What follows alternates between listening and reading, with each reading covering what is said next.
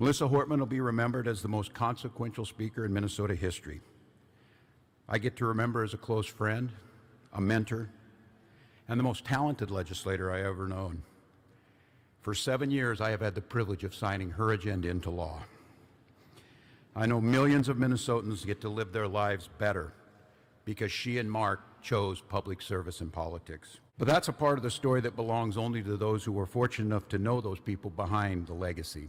The part of the story doesn't take place in some freezing, dimly lit room in the Capitol.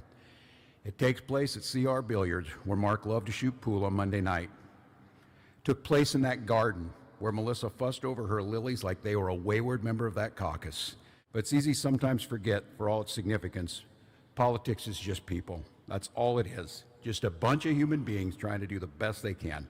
And maybe it is this moment where each of us can examine the way we work together, the way we talk about each other, the way we fight for things we care about, a moment when each of us can recommit to engaging in politics and life the way Mark and Melissa did, fiercely, enthusiastically, heartily, but without ever losing sight of our common humanity.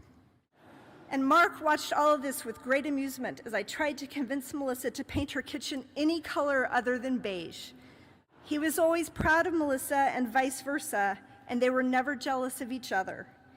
Even in this day and age, a lot of men would be intimidated by, and I suspect were intimidated, by Melissa's formidable political talents and achievements. But not Mark. From Khalil Gibran's The Prophet.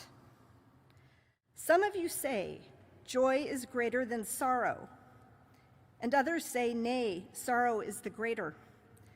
But I say unto you, they are inseparable. Together they come. And when one sits alone with you at your board, remember that the other is asleep upon your bed.